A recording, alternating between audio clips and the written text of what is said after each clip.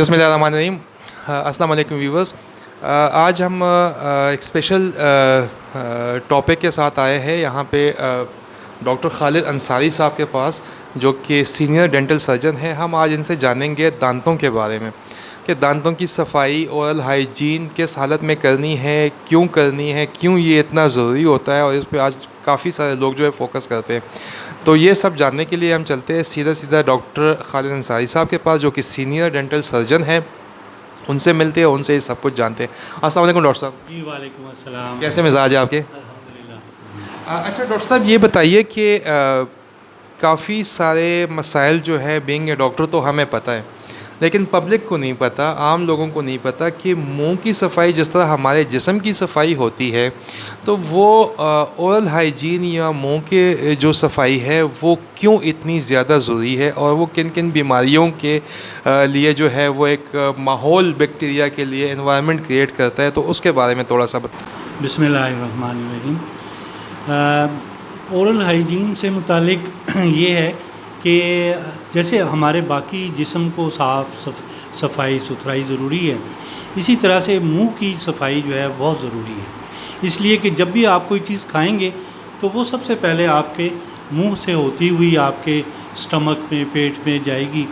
और अगर मुंह आपका साफ़ नहीं होगा और उसमें बैक्टीरिया होंगे तो वही फिर बैक्टीरिया जो है आपके पेट में जाएंगे और वो आपकी मुख्तलिफ़ बीमारियों का सबब बनेंगे। और इसमें सफाई का ये है कि प्रॉपर्ली ब्रशिंग करनी चाहिए। इसमें हम एडवाइस करते हैं कि आप एक दफ़ा सुबह नाश्ते के बाद ब्रश करें और रात सोने से पहले ब्रश करें, कोई माउथ वॉश यूज़ करें। तो बाकी जो है स्केलिंग भी करवानी चाहिए। स्केलिंग का ये कि साल में एक मरतबा ज़रूर सफाई करवानी चाहिए। इसमें ये इसलिए स्केलिंग ज़रूरी होती है कि दांतों की बाज़ सरफेसेस सतहें ऐसी हैं कि जहाँ पे आप प्रॉपर्ली ब्रश या मिसवाक जो है वो नहीं कर सकते। जो अंदर की सतहें हैं, दांतों के अंदर की जो जगह है वहाँ पे प्रॉपर्ली ब्रश नहीं हो पाता। इस वजह से वहाँ पे शुरू में डेंटल प्लाक उसे हम कहते हैं कि मतलब वो अगर वहाँ पे सफाई ना की जाए तो खाने के ज़रात जो हैं वो थोड़े थोड़े जमना शुरू हो जाते हैं। और अगर प्रॉपर्ली ब्रशिंग ना हो तो वही फिर जो है वो कैल्सीफाइड हो जाते हैं, यानी कि वो वो पत्थर सा क्रेडा जिसको कहते हैं, वो क्रेडा सा बन जाता है। और वो क्रेडा सा जो वो बनता है वो एक तरह का पत्थर सा वो जम जाता है, फिर वो ब्रश से नहीं उतरता, फिर वो स्केलिंग जो है उसी से वो उतरता है। और जिस तरह से कोई मैला कपड़ा है वो धुलने के बाद साफ़ हो जाता है, इसी तरीके से स्केलिंग से लोगों का है कि शायद स्केलिंग से दांत कमज़ोर हो जाते हैं। ऐसी बात नहीं। स्केलिंग से जो है एक वो जब क्रेडा सा उतर जाता है, या वो डेंटल प्लाक, या अगर स्मोकिंग कोई करता है तो स्मोकिंग स्टेन्स हैं, अगर कोई पान वगैरह खाता है तो उसमें कत्थे के स्टेन्स वगैरह होते हैं। तो स्केलिंग में जो रिक्वायर्ड पोर्शन होता है हम उसी को प्रॉपर्ली सफाई वगैरह करते हैं, और उससे कोई गैर ज़रूरी स्क्रैचिंग वगैरह टीथ की नहीं होती। डॉक्टर साहब, ये एक बहुत ही बड़ी मिसकंसेप्शन है कि लोग कहते हैं कि जी इससे दांत कमज़ोर होते हैं। क्या वाकई ऐसा ही है? नहीं, ऐसे स्केलिंग से दांत कमज़ोर नहीं होते, बल्कि वो स्केलिंग के बाद दांतों की सेहत जो है वो मज़ीद बेहतर हो जाती है। क्योंकि अगर कैलकुलस जो ये जमता है, ये दांत और मसूड़े के दरमियान में एक एक्स्ट्रा चीज़ जो है ये जमा हो जाती है, और अगर ये सफाई हो जाए तो वो फिर मसूड़े जो हैं वो दोबारा से अपनी ओरिजिनल शेप में आ जाते हैं। वरना फिर वो जो है मास्कोरा जिसे हम कहते हैं कि वो हो जाता है, मसूड़ों में सोजिश हो जाती है, और फिर वो ब्लीडिंग जो है वो फिर शुरू हो जाती है, और फिर उस ब्लीडिंग की वजह से मुंह में फिर वो स्मेल का कॉज करती है वो कि जब ब्लीडिंग हो। अच्छा डॉक्टर साहब, ये बताइए कि ये स्केलिंग जो है ना, ये कौन सी एज से, मतलब बच्चे होते हैं शुरू से, ज़ाहिरी बात है चौथे 8वें महीने से जाके उनके दांत निकलना शुरू हो जाते हैं बूढ़े बंदे तक, तो कौन सी एज होती है जिसमें हम कह सकते हैं कि अब आपको रेगुलरली साल में एक दफ़ा जो है वो स्केलिंग ज़रूरी है? इसमें ये है कि 13 साल तक बच्चों में दूध के दांत जो हैं वो मतलब गिरने के बाद 13 साल की एज में पक्के दांत सारे निकल आते हैं। तो हम जो मिल्क टीथ हैं उनमें तो हम स्केलिंग की एडवाइस नहीं करते कि उसमें स्केलिंग की ज़रूरत नहीं होती। लेकिन जब परमानेंट सारे टीथ आ जाते हैं तो हम स्केलिंग की जो एज है वो तकरीबन यही 15 से ऑनवर्ड्स जो है वो फिर हम एडवाइस करते हैं, उसमें भी जब ज़रूरी हो। वरना अगर बच्चा प्रॉपर्ली ब्रशिंग वगैरह कर रहा हो, बच्चे को हम थोड़ा सा ब्रशिंग टेक्निक्स वगैरह के मुतालिक बताएं और उसको कहें कि इस तरीके से, वो पेरेंट्स को चाहिए कि वो बच्चों को थोड़ा सा एजुकेट करें कि वो प्रॉपर्ली ब्रशिंग करें, तो उसमें इतनी ज़रूरत नहीं पड़ती। लेकिन मोस्टली जो ज़रूरत पड़ती है वो फिर 20 ईयर्स के बाद मतलब ये। सर ये बताएं कि ये आप करते कैसे हैं? इसके लिए कोई ख़ास मशीन होती है, कोई हाथों से करते हैं, कोई जिस तरह लोग कहते हैं वो लोहारों की तरह वो स्वान से करते हैं, कौन सा तरीका होता है? ये स्केलर है, इसे अल्ट्रासोनिक स्केलर कहते हैं। इसके ये टिप की बड़ी फाइन मूवमेंट्स होती हैं और इससे हम जो है, इसमें पानी भी आता है और इस तरीके से इससे हम ये जैसे अब नीचे का मॉडल है तो इस तरीके से ये इसकी स्केलिंग हम करते हैं और यहाँ से ये स्टेन्स वगैरह और कैलकुलस वगैरह ये उतारा जाता है इस तरीके से। और इसमें ये पानी से इसकी फ्लशिंग भी होती है स्टेन्स वगैरह की और कैलकुलस की, और इसकी टिप जो है ये गर्म नहीं होती और इसकी बड़ी फाइन मूवमेंट्स होती हैं। इससे दांतों को कोई नुकसान नहीं होता? दांतों को कोई नुकसान नहीं होता, बड़ी फाइन मूवमेंट्स होती हैं, उससे स्टेन्स वगैरह उतारे जाते हैं और इसी तरीके से कैलकुलस वगैरह और डेंटल प्लाक वगैरह जो है वो उतारा जाता है। और ये इस तरीके से दांतों की अंदरूनी सतह है, बाहर की सतह है। इसी तरह से ये ऊपर का मॉडल है और इसमें ये ऊपर के मॉडल की इसी तरीके से ये सफाई वगैरह जो है, ये फ्रंट टीथ हैं और ये इसके बैक टीथ हैं। तो ये इस तरीके से पिछले दांतों की और सामने के दांतों की इनर साइड, ये सारे ये मॉडल पे जिस तरह से, इस तरह से ये सफाई। और स्केलिंग के बाद फिर पॉलिशिंग भी करनी चाहिए। पॉलिशिंग से फिर ये होता है कि दांत की जो सतह है वो स्मूथ भी हो जाती है, शाइनिंग भी हो जाती है। उससे ये है कि फिर इतनी जल्दी दोबारा से प्लाक फॉर्मेशन वगैरह नहीं होती है। सर स्केलिंग के बारे में तो आपने काफ़ी डिटेल से बता दिया, लेकिन ये बताएं कि लोग कहते हैं कि सेंसिटिविटी हो जाती है, हसासियत हो जाती है, गर्म ठंडा जो है वो लगना शुरू हो जाता है, तो उसका क्या हल है स्केलिंग के बाद? या ये कॉमन है, हर किसी को होता है, या कोई रेयर केसेस है जो किसी किसी को होता है? नहीं, इसमें स्केलिंग में ये है कि जब एक आपकी स्टेन्स उतर जाते हैं, कैलकुलस वगैरह उतर जाता है, तो एक ट्रांजिएंट सी फेस होती है जो कि 1-2 दिन तक रहती है, क्योंकि दांतों पे से एक वो लेयर सी जब उतर जाती है तो वो 1 आध दिन आपको थोड़ा सा स्लाइड सा सेंसिटिविटी फील होती है। उसमें फिर हम ये है कि सेंसिटिव पेस्ट एडवाइस करते हैं कि वो साथ यूज़ करें और साथ माउथ वॉश वगैरह को यूज़ करें। सेंसिटिव पेस्ट में हम जैसे कॉलगेट का सेंसिटिव टीथ फार्मूला पेस्ट है या सेंसोडाइन रैपिड है। इसी तरह से ये जो सेंसिटिविटी के मुख्तलिफ टूथपेस्ट हैं वो हम एडवाइस करते हैं कि वो आप यूज़ करें। तो ये, लेकिन ये एक ट्रांजिएंट सी फेज़ होती है, वो 1 या 2 दिन रह के उसके बाद ठीक हो जाता है, ख़त्म हो जाती है। ख़त्म हो जाता है। सर ये बताइए कि प्रेगनेंसी के दौरान जो ख़वातीन हैं, ठीक है ना, उनके लिए कोई ख़ुसूसी तौर पे दांतों की सफाई के हवाले से कोई आप एडवाइस देंगे या कोई है इस तरीके से कि उनको किस तरह? क्योंकि अक्सर देखने में ये आता है कि जब प्रेगनेंसी ख़त्म हो जाती है लोगों को या ब्लीडिंग या कोई भी और वजह या वो हालात इस तरह होते हैं कि बंदे थोड़ा सा सुस्ती भी हो जाती है, एजुकेशन की चूँकि कमी है हमारे, तो अक्सर प्रेगनेंसी के बाद जो है लोगों को प्लग्स और इस तरीके से चीज़ें जो है वो डेवलप होना शुरू हो जाती हैं। जी ये प्रेगनेंसी में हार्मोनल चेंजेस आते हैं ख़वातीन में, उसे हम प्रेगनेंसी जिंजिवाइटिस कहते हैं। उसमें मतलब गम्स के जो मसूड़े हैं उनमें सोजिश आ जाती है। ये फर्स्ट ट्राइमेस्टर में और किससे शुरू होता है और बाज़ फर्स्ट ट्राइमेस्टर मतलब पहले 3 महीने, शुरू के पहले जो 3 माह होते हैं उनमें ये हार्मोनल चेंजेस की वजह से ये मसूड़ों की सोजिश हो जाती है जिसमें ब्लीडिंग गम्स होती है। तो उसमें फिर ख़वातीन जो है वो प्रॉपर्ली ब्रश नहीं कर पाती, ब्रशिंग छोड़ देती हैं वो ब्लीडिंग की वजह से। तो उसमें ये है कि फिर वो मज़ीद फिर वो प्लाक वगैरह जमना शुरू हो जाता है और बाज़ औक़ात दांतों में कैविटीज़ भी डेवलप हो जाती हैं। तो इस वजह से ये उनमें ख़वातीन में हम ये एडवाइस करते हैं कि वो ब्रशिंग ना छोड़ें, उसमें सॉफ्ट ब्रश इस्तेमाल करें और कोई भी अच्छा माउथ वॉश जो है वो यूज़ करें। और मतलब ये है कि ब्रशिंग नहीं छोड़नी, उसमें ये है कि वो प्रेगनेंसी जिंजिवाइटिस में भी उन्होंने हल्का हल्का ब्रश करते रहना और ओरल हाइजीन को अपना जो है मेंटेन रखना है। सर ये बताइएगा कि जो ब्लीडिंग होती है, गम्स की ब्लीडिंग अक्सर होती है, क्या वो भी स्केलिंग से बेहतर हो सकती है? जी जी बिल्कुल, क्योंकि ये जिंजवाइटिस जो होता है, इसमें जिंजवाइटिस में हम विटामिन सी भी इसमें एडवाइस करते हैं, क्योंकि स्कर्वी जो एक बीमारी होती है उसमें विटामिन सी डेफिशिएंसी में उसमें भी गम्स की स्वेलिंग हो जाती है। इसके अलावा जिंजवाइटिस जो है जिसमें मसूड़ों की सोजिश है, तो उसकी सोजिश की वजह यही होती है कि मसूड़े और दांत के दरमियान में प्लाक फॉर्मेशन होती है या कैलकुलस होता है।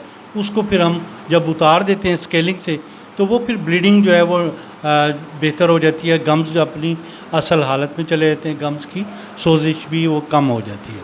अच्छा सर ये बताएं, काफ़ी दफ़ा अभी ने इंटरव्यू में जो है प्लाक और कैलकुलस का लफ्ज़ इस्तेमाल किया है, ठीक है ना, तो हमें तो ज़ाहिरी बात है इस चीज़ की समझ है, लेकिन व्यूवर्स के लिए थोड़ा सा ये बता दीजिएगा कि ये प्लाक क्या है और कैलकुलस क्या है, क्योंकि आप दोनों का जो है स्केलिंग के साथ जिक्र करें तो दोनों में मुझे डिफरेंस बता दीजिएगा कि दोनों में डिफरेंस क्या है। प्लाक जो है ये इसको इनिशियल स्टेज है। प्लाक जो है ये जब आपका थूक के साथ खाने के ज़रात जब वो थोड़ा थोड़ा जमना शुरू होते हैं, तो एक ये लेयर सी बनती है, इसे हम म्यूसिनस लेयर कहते हैं, इसको हम प्लाक कहते हैं। और ये प्लाक जो है ये इजीली ब्रश से अगर ब्रश किया जाए तो प्लाक इजीली रिमूव हो जाते हैं।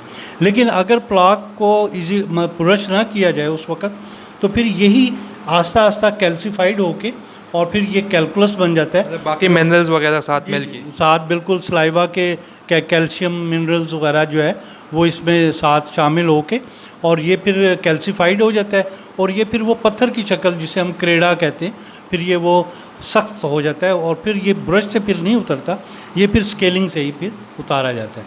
लेकिन प्लाक जो है वो इजीली ब्रश से जो है वो उतर जाता है, क्योंकि वो एक बारीक सी झिल्ली होती है जिसे हम म्यूसिनस लेयर कहते हैं, उसमें यानी खाने के ज़र्रात और सलाइवा की साथ एडिशन होती है, तो प्लाक कैन मतलब आसानी से ब्रश से उतर जाता है। लेकिन जो कैलकुलस है वो जब लेटर स्टेज में हार्ड हो जाता है तो फिर वो स्केलिंग से ही रिमूव होता है। अच्छा सर ये जहन में आता है कि ब्रश तो तकरीबन आजकल लोग काफ़ी ज़्यादा एजुकेट भी है और अवेयर भी हो चुके हैं इससे, लेकिन ब्रश के बावजूद भी जो है लोगों के प्लाक भी बनते हैं और कैलकुलसिस भी बनते हैं, जैसा आप कह रहे हैं कि नहीं बनना चाहिए, तो क्या इसकी वजह कोई ब्रशिंग का गलत टेक्निक है या प्रॉपर टेक्निक ना होना है, या कोई ब्रश प्रॉपर जो बंदे को रिक्वायर्ड होती है वो वाला इस्तेमाल नहीं करता, टूथपेस्ट का मसला होता है, ये इस पे थोड़ा सा ज़रा रोशनी डाल दीजिएगा। हाँ, ब्रश का ये है कि ब्रशिंग टेक्निक है कि ब्रश को किस तरीके से आपने यूज़ करना है,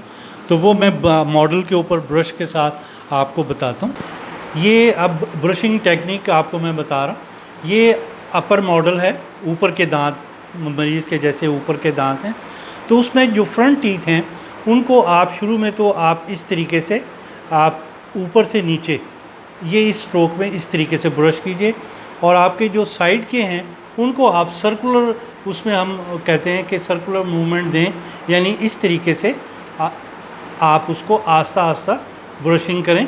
ब्रशिंग कभी भी बाज़ लोगों में है कि वो इस तरीके से ब्रश करते हैं, तो इस तरह और ज़ोर से, उससे फिर ये है कि आपके गम्स जो है मसूड़े वो ऊपर उठ जाते हैं। तो इसलिए ब्रशिंग जब भी ऊपर के दांतों को आप करेंगे तो आप बिल्कुल आस्ता आस्ता इस मसूड़ों से दांतों की तरफ इस तरीके से आइए, और इस तरीके से फिर जो पीछे के दांत हैं उनको आप इस तरीके से सर्कुलर मूवमेंट्स दें और इस तरीके से सफाई करें। फिर अंदर की तरफ के जो दांत हैं उनको आप आस्ता आस्ता इस तरीके से ये आपने करना है।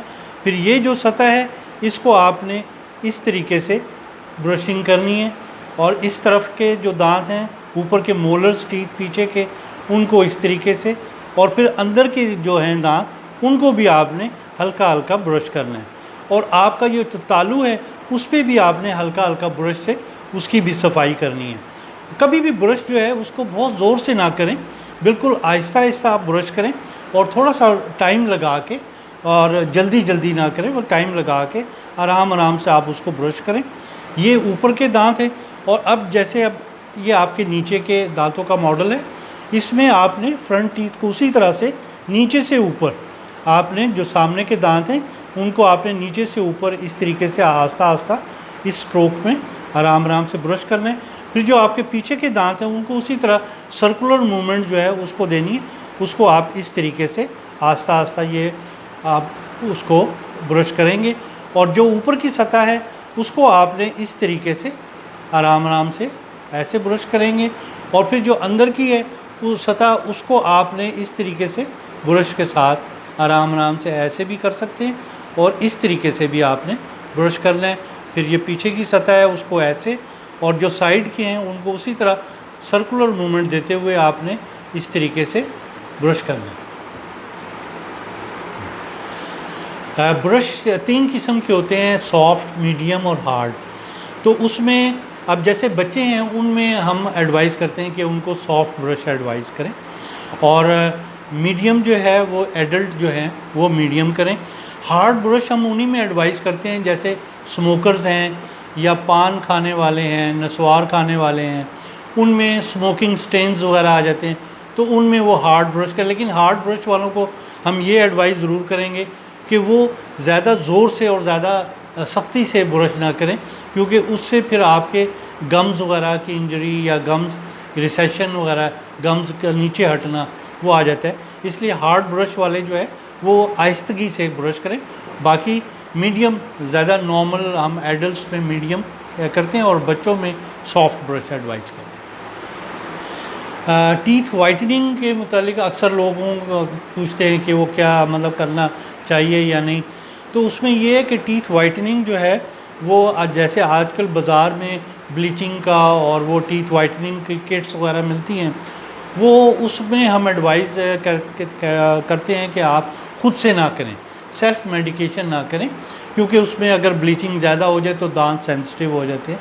तो उसमें ये है कि टीथ वाइटनिंग के लिए भी आप डेंटल सर्जन के पास प्रॉपरली जाएं, और वही अगर वो करें तो मतलब ये है कि उनके करने से आपके टीथ जो है वो वाइट भी होंगे, और उनमें वो ब्लीचिंग भी वो प्रॉपरली करेंगे, और ब्लीचिंग के बाद वो उसकी जो कोटिंग होती है वो उससे करेंगे। वो आप हमेशा जो है डॉक्टर के पास जाकर ही करवाएं, सेल्फ वो जो है मेडिकेशन में ना करें, उससे ब्लीचिंग और दांत सेंसिटिव होने का अंदेशा होता है। अच्छा, थैंक यू डॉक्टर साहब, आपने बहुत ही ज़्यादा डिटेल से और मॉडल्स के साथ ये लोगों की बहुत सारी जो गलतफहमियाँ थी उसकी दूर करने की कोशिश की है। उम्मीद है व्यूअर्स आप लोगों को भी काफ़ी हद तक अपने ब्रशिंग के बारे में और ओरल हाइजीन के बारे में पता चल गया होगा, क्योंकि अगर आपका ओरल हाइजीन ठीक है तो उसके साथ जो है आपके मैदे की, दिल की प्रॉब्लम्स, क्योंकि इसमें कुछ बैक्टीरियाज़, कुछ चीज़ें इस तरह होती है जो हर वक्त आपके मुंह में रहती है। तो अगर आप उस चीज़ को जो है उस वक्त के ऊपर जिसको हम प्लाक कहते हैं, उसको प्लाक के दौरान या ब्रशिंग करके उस चीज़ को रिमूव कर लेते हैं, तो वो फिर आगे आपका कैलकुलस नहीं बनता, और वो जो गम्स और दांतों के दरमियान जो डिस्टेंस है वो कायम रहता है, वो हेल्दी होते हैं और उसकी लाइफ बढ़ जाती है। तो ये बहुत ही गलत एक लोगों की रुझान था कि जी स्केलिंग जो है वो पता नहीं किस तरीके से करते, उससे दांत कमज़ोर होते हैं, और जितना एक दफ़ा रगड़ लिया तो दांत पतले हो गए, और रगड़ लिया तो और पतले होंगे, तो ख़त्म हो जाएगा। तो इस तरह नहीं होता। डॉक्टर साहब की ज़ुबानी आप लोगों ने सुन ली ये बातें, और ये इंटरनेशनली रिकमेंडेड है। बल्कि मैं आपको इस तरह बता दूं कि मैं एक पेशेंट था, डॉक्टर साहब उनका, वो ऑस्ट्रेलिया में यूनिवर्सिटी स्टूडेंट तक कर्नल साहब थे हमारे, उनके बैठे थे। तो वो जब आया तो उनका ये था कि वो कहते कि हमसे तो हर सालाना जो है वो स्केलिंग सर्टिफिकेट मांगते हैं वहाँ पे यूनिवर्सिटी में। तो it's a very highly recommended procedure. तो उम्मीद है पसंद आई होगी वीडियो। अगर वीडियो पसंद आई है तो चैनल सब्सक्राइब कर लीजिएगा। Thank you very much.